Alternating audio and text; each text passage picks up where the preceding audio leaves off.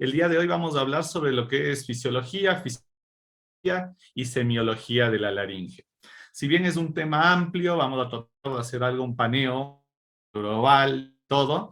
Va a haber algunos temas que los van a reforzar posiblemente a futuro, como es estroboscopía. Vamos a ir viendo esto de a poquito y nada.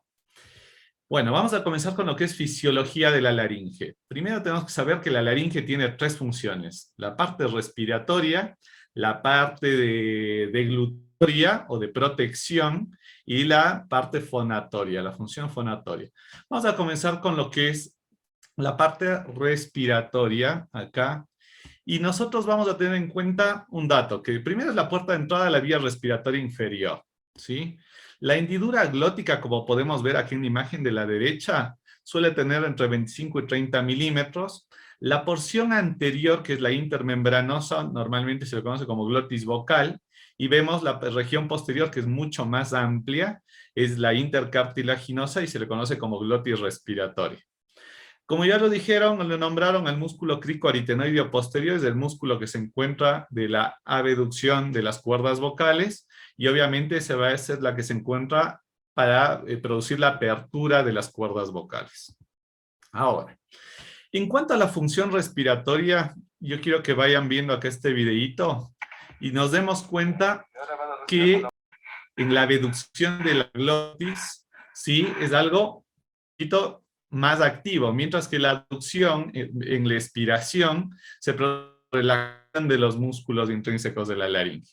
La fase inspiratoria, fase activa, está dada por todos los músculos intercostales, viene a trabajar también lo que es el diafragma, como podemos ver, músculos abdominales, también los esternocleidomastoideos, los escalenos, que lo que tienen es una función de expansión del tórax, y lo que van a provocar es una presión negativa a nivel de la torácica, y lo que va a producir es la entrada del aire hacia los pulmones. Mientras que la fase expiratoria es mucho más de relajación de estos músculos.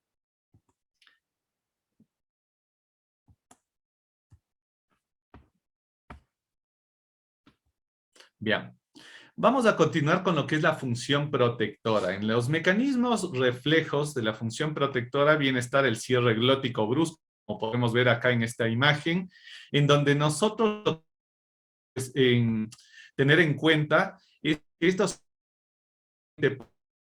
es los laringoespasmos, por ejemplo, o broncoespasmos que se producen más en niños.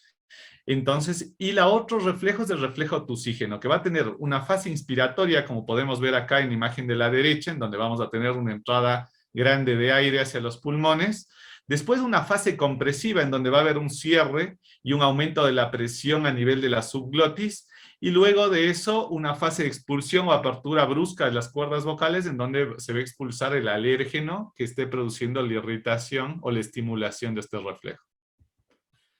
En cuanto a la fisiología de la deglución, yo les voy a poner aquí una videofluoroscopía para que ustedes tengan un poquito de idea y vean lo crucial que es la confluencia aerodigestiva. En este mecanismo, nosotros tenemos que ver que se tiene que proteger la vía aérea y dar paso a que el bolo alimenticio pase hacia el esófago. El nervio que más estaría en relación con la deglución sería el nervio vago, pero tenemos que tener en cuenta que también está el hipogloso, el glosofaringio. Una de las articulaciones, como es la cricoaritenoidea, viene a ser crucial en la deglución, así como los músculos intrínsecos y extrínsecos de la faringe. Vamos a ir hablando un poquito más que nada de lo que es el tiempo faringolaringio, ¿sí? Después de la preparación del bolo y la fase oral, viene una fase que viene a ser refleja, que ya no es voluntaria, y que viene a ser la etapa faringolaringea. Toda esta etapa dura alrededor de 1 segundo, ¿sí? O sea que muchas de estas cosas van a ser simultáneas o fracciones de segundo después. El momento que el bolo alimenticio llega a los pilares anteriores de la faringe, comienza esta fase en donde comienza a haber una presión o un aumento de presión de la lengua sobre el paladar duro y el paladar blando.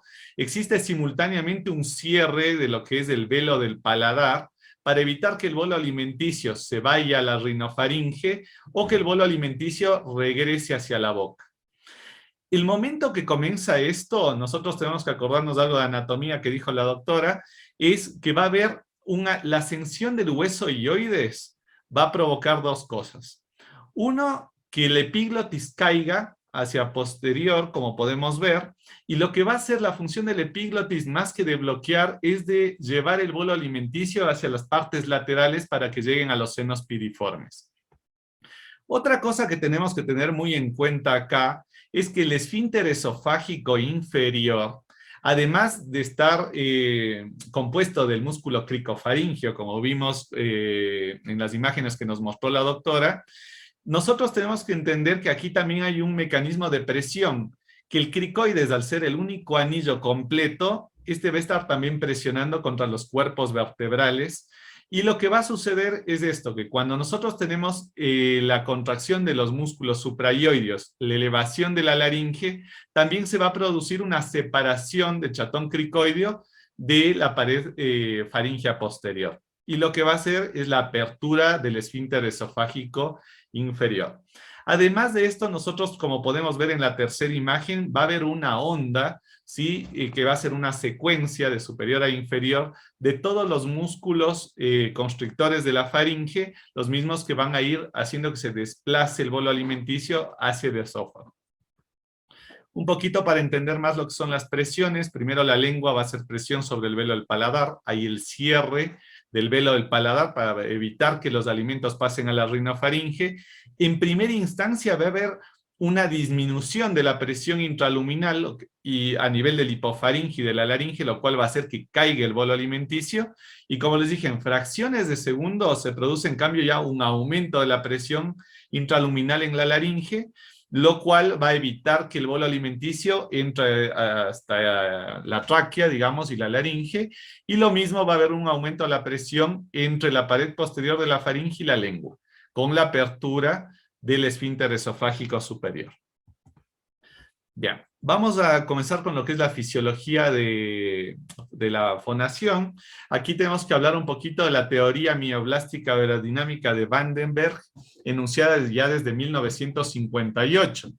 ¿Qué quiere decir esto? Que cuando existe un aumento de la presión a nivel subglótico, ¿sí? Cuando están las cuerdas vocales cerradas, va a comenzar a haber una apertura progresiva de las cuerdas vocales con la formación de la onda mucosa, ¿sí? Hasta que existe una máxima vibración de la onda mucosa cuando mayor cantidad de aire estaría pasando a través de las cuerdas vocales. Ahora, ¿qué sucede? Acá hay un efecto que se llama Venturi, ¿sí? O Bernoulli, perdón. Lo que va a suceder es que cuando hay un mayor pasaje de flujo a nivel de las cuerdas vocales, también va a haber una, digamos, una disminución o va a haber un cierre a nivel de la glotis. Lo que va a producir es, digamos, una presión negativa entre las cuerdas vocales y lo que va a producir es el cierre de las mismas hasta que se cierran completamente. Acá podemos ver otra imagen en donde tenemos unos cortes coronales en donde vamos a ver el aumento de la presión, cómo se van abriendo las cuerdas vocales al formarse la onda mucosa, cómo va a pasar la máxima cantidad de aire a través de las cuerdas vocales, la mayor cantidad de vibración, y posterior el efecto de cierre hasta el cierre completo, lo cual va a dar un ciclo vocal. Ahora, este ciclo nosotros lo vamos o se lo va a medir en hercios, que viene a ser la cantidad de ondas o de ciclos por segundo. Esto se le conoce como frecuencia fundamental y se le conoce también como F0, ¿sí? En las mujeres la frecuencia fundamental va de 200 a 250 hercios, lo cual hace que sea un tono mucho más agudo, mientras que en los hombres va a ir entre 100 y 150 hercios, lo cual nos va a dar un tono mucho más grave. En cuanto a la función fonatoria, nosotros vamos a tener en cuenta la variación del tono, la variación de la intensidad, ¿sí? La variación del tono viene a estar dada, como había nombrado algo, por la elongación principalmente, ¿sí? De las cuerdas vocales, ya que mientras más estiradas están, esta va a dar unos tonos mucho más agudos, y mientras más acortadas o más volumen tiene la cuerda vocal, va a ser un tono mucho más grave. Después tenemos la variación de la intensidad, que en cambio esta va a estar dada por la capacidad, digamos, pulmonar o la presión subglótica que exista y la tensión de las cuerdas que ejerzan un tipo de resistencia. A todo esto, nosotros tenemos que ver que el tracto vocal, o sea, toda la faringe, toda la cavidad bucal, se convierte en un filtro, en una amplificación y una armonización de los sonidos que acá se forman, ¿sí? Y esto es lo que va a dar los formantes, que son aumentos de energía en determinadas frecuencias, ¿sí?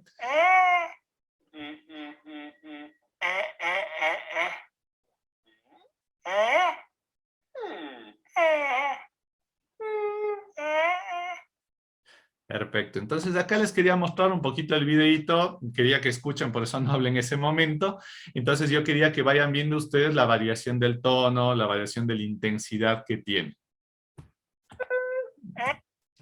Vamos a comenzar ya con lo que es fisiopatología, vamos a comenzar con lo que es la vía respiratoria, ¿sí? Aquí viene la obstrucción de la vía aérea superior o de la laringe.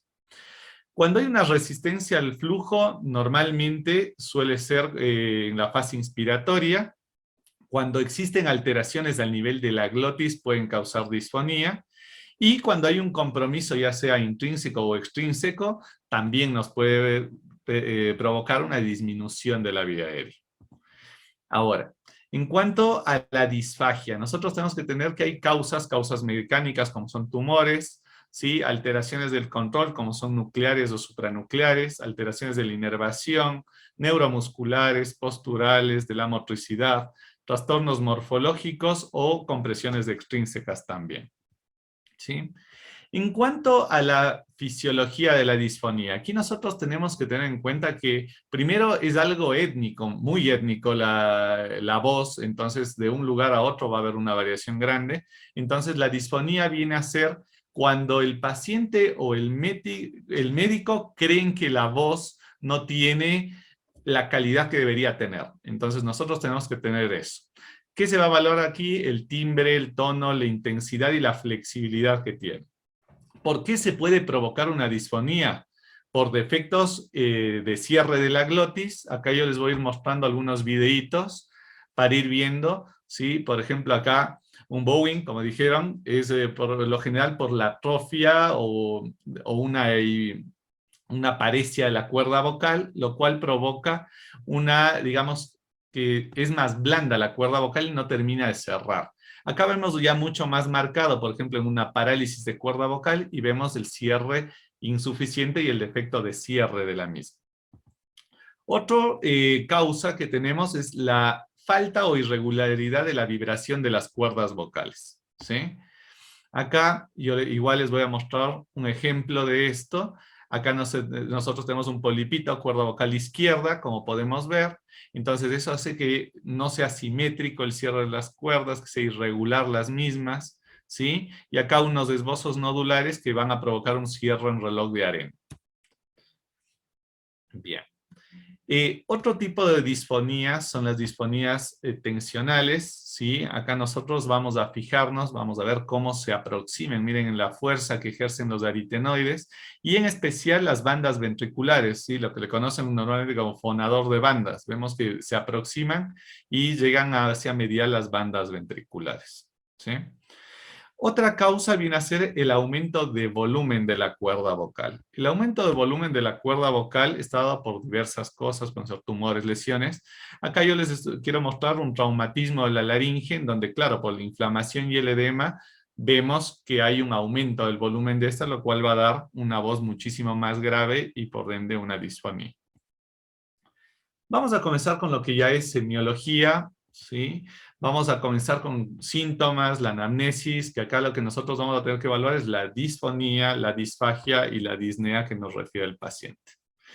Vamos a comenzar con la inspección. La inspección primero, acá tenemos un paciente en donde nosotros a la inspección vamos a ver primero una cicatriz al nivel del lado derecho, ¿sí? Si nosotros ya ponemos aquí en la de frente, podemos ver igual la misma cicatriz, posiblemente con una pequeña lateralización hacia derecha, se ve como un escaloncito también en esta zona. Este paciente fue un accidente que se realizó con un alambre al encontrarse en una moto, el mismo que traumatizó el cuello, y es una disyunción de la vía aérea, ¿sí? Después, la exploración. En la exploración es fundamental la palpación. Vamos a palpar asimetrías, deformidades, el craqueo laringio, ¿sí? La palpación también nos va a servir para ver la elevación de la laringe, por ejemplo, durante la deglución. Y para nosotros continuar con la evaluación ya necesitamos otro tipo de instrumento, que puede ser el espejito laringio, la laringoscopía rígidas o la laringoscopía flexible. En cuanto al espejo laringio, ya no se lo usa mucho, pero tenemos que conocer, más que nada por el hecho de que no se ve igual que una fibrolaringoscopía. ¿En qué aspecto? Se sujeta la lengua igual, se eleva con un dedo el labio superior, hay que precalentar el espejito, pero lo que más quería mostrarles es esto de acá, que vemos a la derecha, que es cómo se ve. En este método, la cuerda derecha sí se ve a la derecha, la izquierda es la izquierda, la epiglotis, que vendría a ser la parte anterior, va a estar superior y la comisura posterior va a estar hacia inferior. Ahora, la endoscopía. Nosotros tenemos el endoscopio flexible, el cual se mueve la punta en 180 grados. Muchos de estos tienen un canal de trabajo. El más frecuente es el que se utiliza, es el de 4 milímetros. Normalmente los que tienen canal de trabajo suelen ser más gruesitos. Y tenemos lo que es la endoscopía rígida, que si bien antes daba imágenes más nítidas cuando eran mecanismos ópticos, ahora ya existen endoscopios flexibles que tienen cámaras, ¿sí? Así que el problema de imagen prácticamente se redujo. Sí hay un mayor campo de visión, esto sí, y las ópticas que normalmente se utilizan son la de 70 y la de 90 grados. Les voy a poner acá unos ejemplos para que vean una fibro flexible, en donde acá se ingresa por la fosa nasal. Vemos una fosa nasal del lado izquierdo, acá se ve el cornete inferior. Se puede utilizar un poquito de lidocaína al 2% en gotas, pero a veces tampoco es necesario. ¿Sí? Hay que tratar de que esta no llegue por ahí a la garganta para eventualmente, si necesitase hacer alguna prueba de sensibilidad, nosotros no afectar con la lidocaína. El rato que llegamos al cabum, acá vemos del velo al paladar, se pide al paciente que respire por la nariz para que se proceda a abrir el velo del paladar y nosotros descender hacia la orofaringe, como vemos acá la base de la lengua, la epiglotis, ¿sí? Y vemos toda una imagen grande de la laringe que ya nos permite ver si hay secreciones, si hay un cierre completo, si hay un tipo de lesión, ¿sí? Entonces nosotros ya nos vamos a tener una orientación de todo lo que vemos. Ahora, en la fibrolaringoscopía rígida vamos a ver lo mismo, ¿sí? Nosotros podemos ver... Y ahora van a respirar por la boca como que estoy descansado, ¿sí? Sí, vemos que la imagen es muy buena. Ahora, ¿qué ventaja tiene la flexible sobre la rígida? Principalmente son dos cosas. Una, que acá nos va a permitir una valoración en la cual el paciente va a poder tener una voz hablada o cantada, y también valorar la deglución, cosa que con la rígida no vamos a tener. La videoestroboscopía se puede realizar ya sea con endoscopios rígidos o flexibles. Acá lo que nosotros vamos a ver es la onda mucosa, ¿sí? Y vamos a tener, es una exploración dinámica. Este equipo lo que tiene es un sensor de la vibración laringea, una fuente de luz estroboscópica, o sea, destellos de luz intermitentes, un pedal o unidad electrónica de control y un registro acústico de la voz, que es un micrófono, ¿sí? Vamos a ver un videito de lo que es una estroboscopía, ¿sí? Vemos que la resolución es la misma, pero lo que nos va a dar es esto, ¿sí? Nosotros vamos a ver aquí la amplitud, la simetría, la regularidad, la amplitud de la onda mucosa, ¿sí? Y es esto lo que nosotros vamos a tener que evaluar, ¿sí? Es algo diferente que nosotros con una endoscopía normal, como la vibración no es algo visual al ojo humano, entonces nosotros necesitamos esto, que lo que nos va a ayudar es a ver intervalos de la onda, que lo vamos a explicar en un momento. Algo que también tenemos es la laringoscopía directa de suspensión. Como podemos ver, un laringoscopio, normalmente esto se hace con anestesia general en quirófano. Como ya mostró la doctora, se puede ser ayudado con microscopio, con endoscopio, o puede ser bajo visión directa. Esto nos sirve tanto como para diagnóstico como para un tratamiento. Y nosotros tenemos que tener en cuenta, sí, algunas cosas, como son pacientes que tengan boca pequeña, cuello corto, obesos, mandíbulas retrognáticas o patologías cervicales. Por lo cual, cuando se decide hacer esto, normalmente tenemos que tener un juego de laringoscopios no es que compramos un laringoscopio, sino tenemos que tener laringoscopios de comisura anterior y con qué llegar a nosotros tomar, qué sé yo, una biopsia.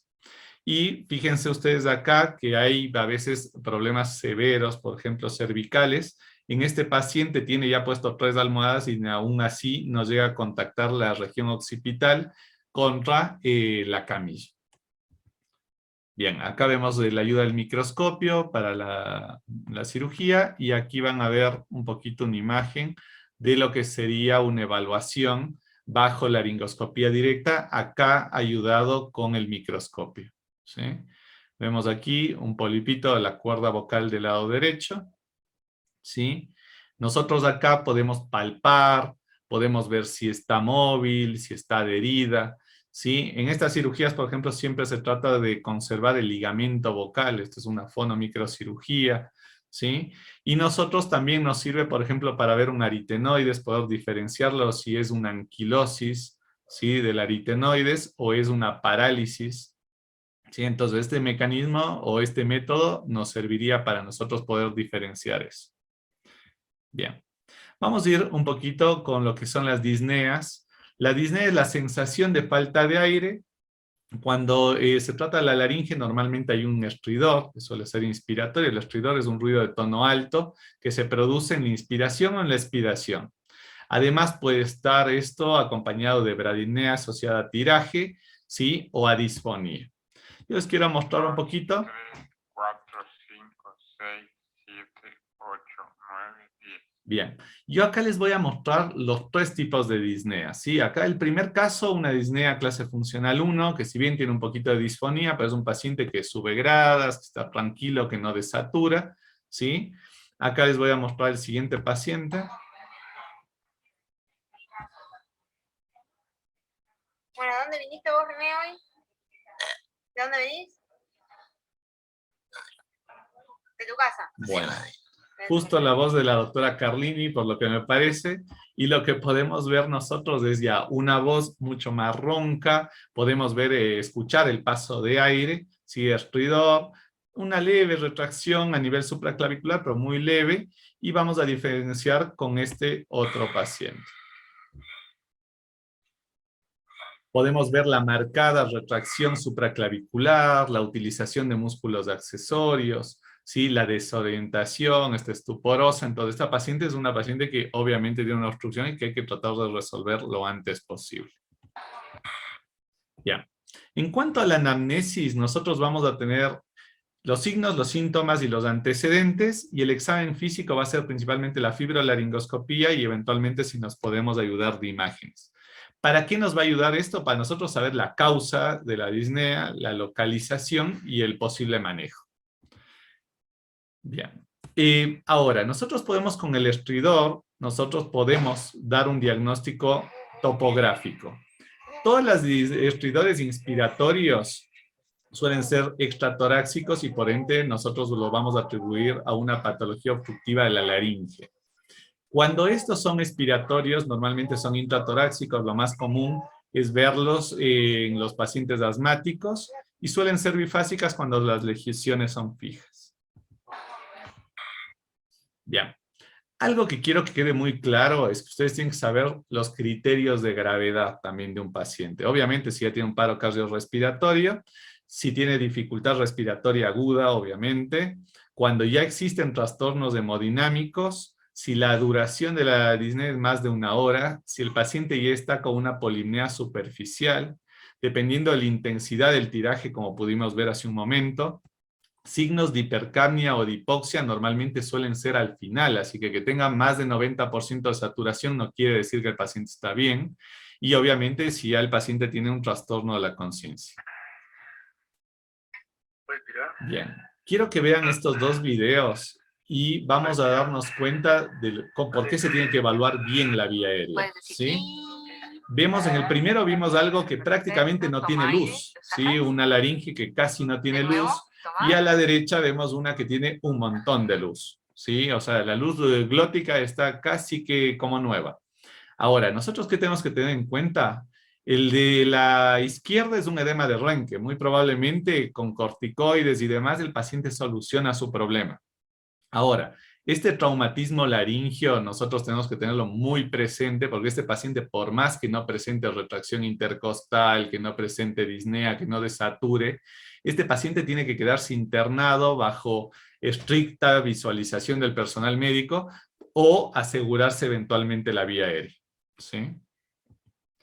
Bien, les voy a dar unos casos rapiditos de las diferentes actitudes que se tienen que tomar ante las obstrucciones de la vía aérea. Vamos a tener este primer paciente, ¿sí? En donde vemos una lesión exofítica, leucoplástica, que compromete la comisura anterior, que compromete también el ventrículo del lado izquierdo, pero vemos que a nivel subglótico está bastante conservado. El momento que nosotros hacemos una tomografía, vemos que es una lesión que primero no compromete el lado contralateral, se ve que la subglotis está bien, tiene una luz bastante buena. Entonces, este paciente, por ejemplo, puede ser candidato a una permeabilización de la vía aérea. Ahora, este otro paciente nosotros tenemos, ¿sí? Prácticamente sin luz, vemos una lesión muy circular. Ya cuando vemos que algo fona en la cuerda vocal, en el aritenoides derecho, estaría prácticamente insertada esta lesión, pero nosotros vemos que la cuerda izquierda y la comisura impresionarían libres, ¿sí? Cuando a este paciente le hacemos la tomografía, nosotros vemos que es una imagen circular, nodular, prácticamente que compromete solo el aritenoides del lado derecho, ¿sí? Y que la subglotis está totalmente permeable. Entonces, este paciente con una microcirugía laringe, una permeabilización, muy probablemente se resuelve el problema y obviamente después, dependiendo de lo que venga en la anatomía patológica, se tomará la conducta definitiva. Bien.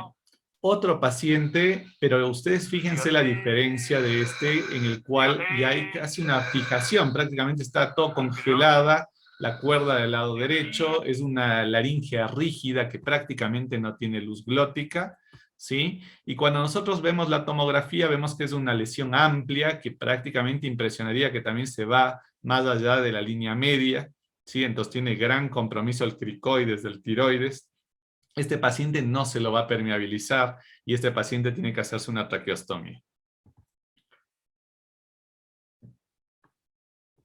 Bien, vamos a ir con el último caso en donde vemos en cambio casi nada de luz, pero fíjense que la mucosa está íntegra, la mucosa no se ve que haya una lesión, pero sí vemos signos como que no hay una motilidad cordal adecuada, que no hay luz, por más que la mucosa esté conservada.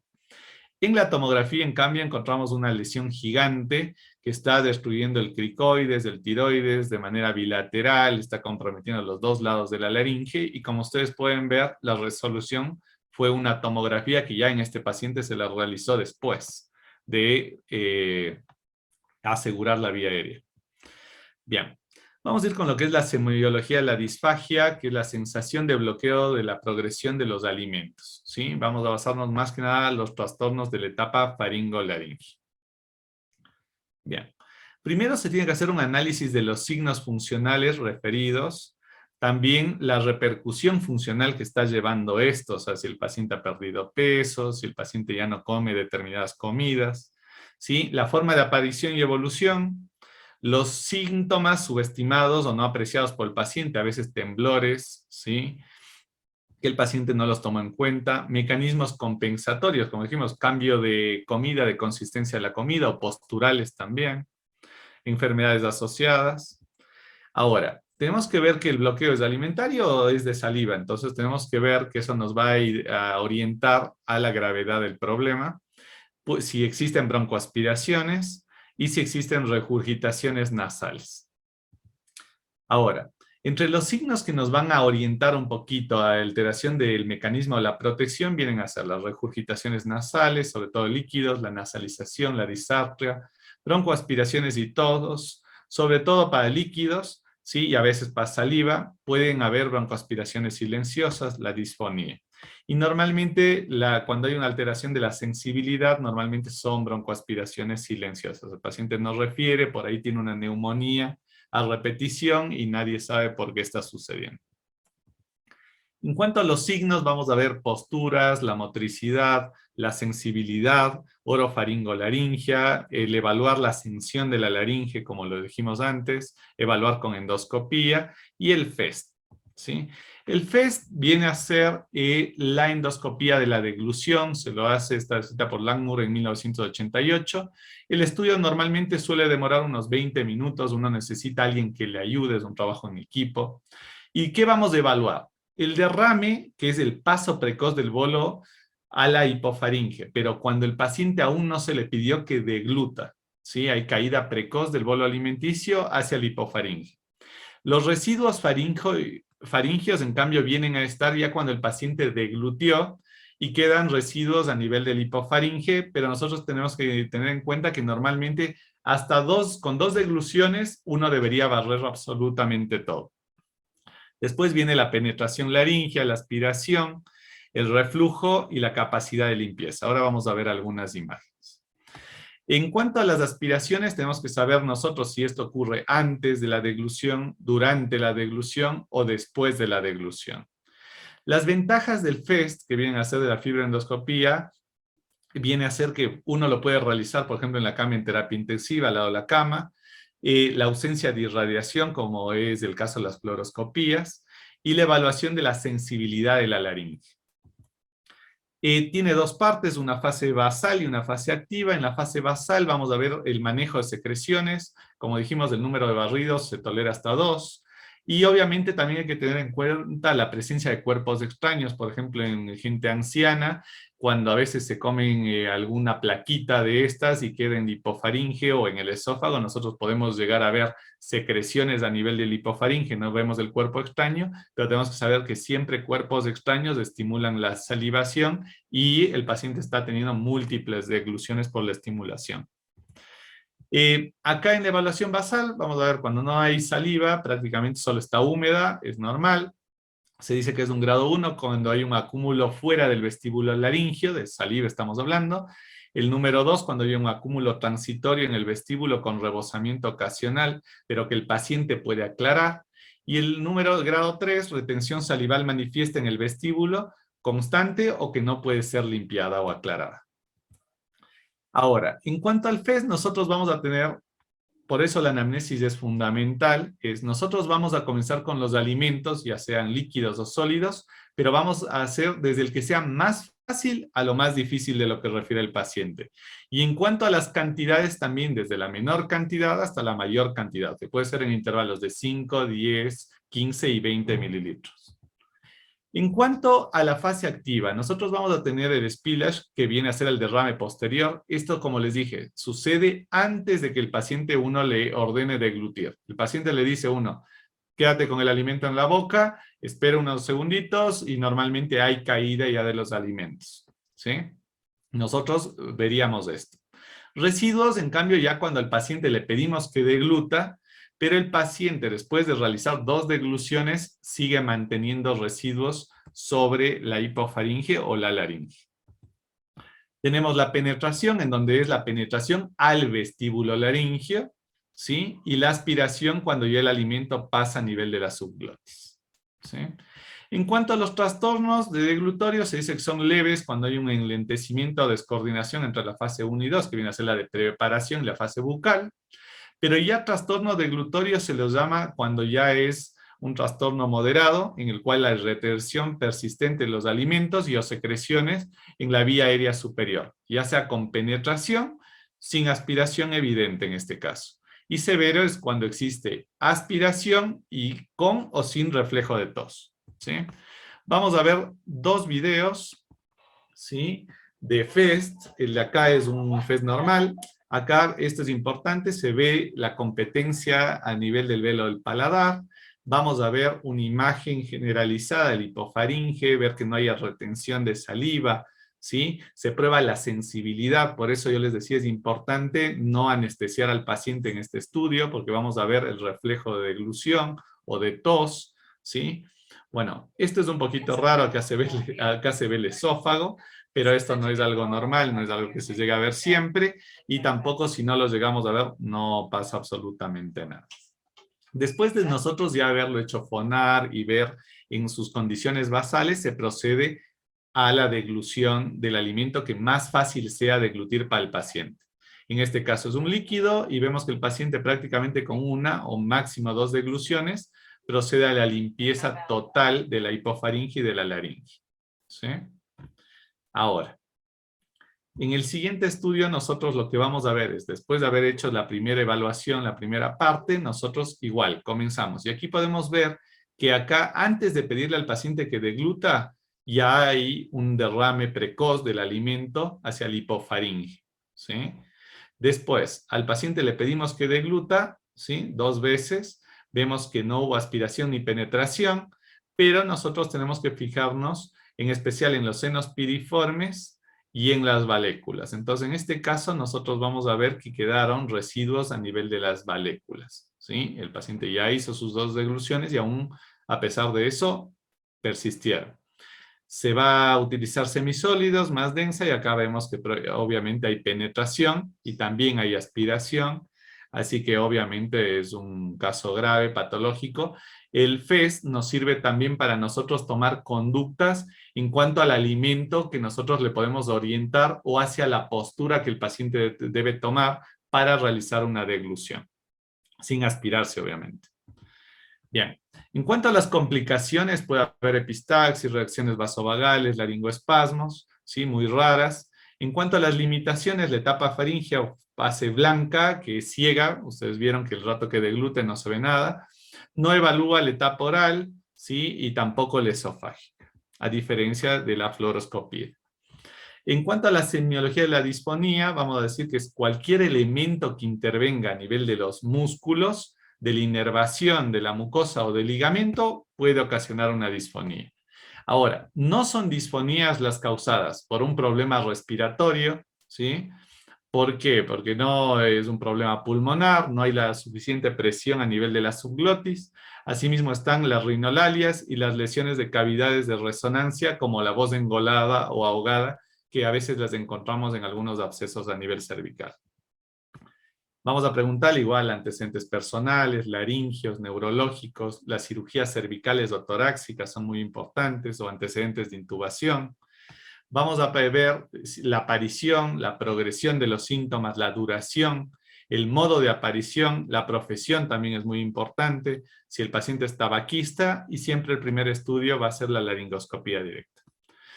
En cuanto a la estroboscopía, que esto es lo que les quería explicar un poquito así rápido, son flashes de luz primero, que si nosotros ponemos estos flashes, los sincronizamos con la frecuencia fundamental, siempre en el mismo lugar, lo que se va a ver es una imagen fija, no se va a ver lo que estuvimos viendo hace un momento en el video. Para nosotros poder tener una imagen más dinámica, lo que nosotros vamos a hacer es desincronizar estos destellos de luz en el ciclo vocal, para nosotros así poder tener un ciclo vocal continuo que nos va a dar la apariencia de que la cuerda vocal se está moviendo. El desfase normalmente suele ser de 1 a 2 hercios sobre la frecuencia fundamental, y nosotros aquí vamos a ver la regularidad, la amplitud, la simetría de la vibración, el cierre glótico, el aspecto del borde libre y la presencia de libertad de la onda, ¿sí? Esto es importante porque a veces hay cicatrices que pueden ser posquirúrgicas o eventualmente alguna lesión que ya esté fijando la cuerda de la onda mucosa para nosotros darnos cuenta de algún tipo de cáncer de manera precoz. Asimismo, se puede ver el comportamiento vibratorio que tiene la lesión. Les voy a poner 2 estroboscopías, una patológica, la izquierda es una normal y la otra es una patológica. En la patológica vemos un polipito a nivel de la cuerda vocal, y fíjense ustedes la simetría que existe en un lado, en el otro lado prácticamente no hay una onda mucosa en el lado derecho, ¿sí? Hay el cierre glótico incompleto, mientras que acá vemos que es todo regular. Acá obviamente va a vibrar la una cuerda y la otra no. Entonces, todas esas cosas es lo que nosotros vamos a ver en una estroboscopía.